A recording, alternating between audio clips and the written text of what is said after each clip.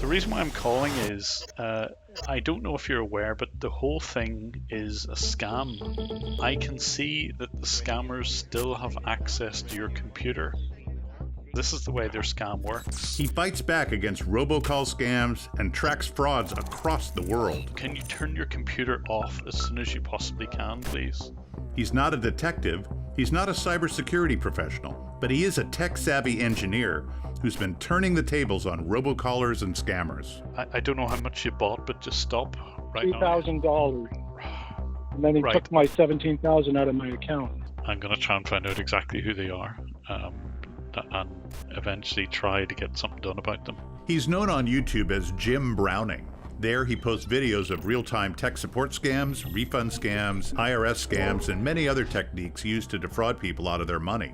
On his YouTube channel, he turns the tables on scammers and exposes their methods, and has gained a worldwide following of more than 3 million subscribers. Yet for all the acclaim, the man is totally unknown. His name is not Jim Browning. Here's where he works, but we can't tell you where he is or show you his face, for obvious reasons. He's helped lead authorities to fraud boiler rooms, resulting in the takedown of major operations. The scammers would like nothing more than to expose him. I work at home a fair bit. I mean, I'm in an office job normally, but sometimes I would be at home and I would be getting constant interrupts from these phone calls. I'm a network engineer, I'm a software engineer, I've worked with telecoms firms in the past, and I was thinking, if I can't do something about this, then who can? Jim began engaging the telemarketers, trying to learn their tricks. Are you in San Jose or not? Definitely, sir. Okay. Can you name me one restaurant in San Jose? How long have you been doing the scamming? Sir, I'm not scamming you. You've gone very quiet. Why would that be? How can you define me that I'm a scammer? Well, you've been lying to me the whole time. He realized he could reverse engineer the scammers' methods and, using their own tools, see what was on their computers. He could see their cameras too. He was literally inside their networks, and he began recording videos of their computer activity and their personal computer cameras and closed-circuit cameras inside the boiler rooms. He could now get a full picture of what was going on, one that had never been seen before. It's really like a magician smoking mirrors. If you have a look closely, you can see what's going on. As he watched and listened, he became even more outraged as he observed scenes like this one, where a group of scammers gathered to laugh at a victim who's at the end of his rope. Suffer from depression. No, sir. Everything will be okay. Don't worry, okay? Yes. Now, promise me you won't cry again, okay?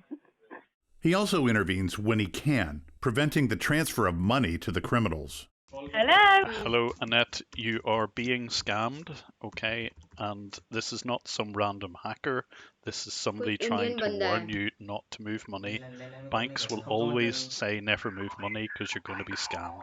When he comes across a swindle happening in real time, he frantically searches for a phone number to call the potential victim, hoping he can persuade them not to follow the scammer's instructions to transfer money, buy gift cards, or mail cash wrapped in tinfoil. Well, first we tried to transfer it. That didn't work last night, so I went and got cash. They want me to put it in a box and send it FedEx. Please, please, please do not send cash to anyone. That is your own money. That's the nice thing about it. You can't help but feel kind of thrilled that you managed to actually stop a crime from happening. I always look at this as this could be my own relative, and it's certainly somebody else's relative, so why wouldn't I step in? I have to do it. I couldn't live with myself if I didn't try to do something about it. As his campaign to fight robocall scams and online fraud has grown, he's been featured in media around the world, on the BBC, CBS, the New York Times, Times of India, and our own AARP bulletin. He wants to expand the audience for his message to everyone who needs help. It's a fascinating subject. The techniques that they use, the way that they manipulate people, although it's horrible to look at sometimes, nevertheless, it's actually quite an interesting subject when you get down to it. What started as a hobby to get back at annoying phone calls has become a calling to educate everyone about these crimes. I'm hoping that eventually the channel will bring enough awareness of scams that people will recognize them almost immediately. And even if they change the wording slightly, which they do, people will just recognize it and hang up on them. You know what? This is ridiculous. Man, just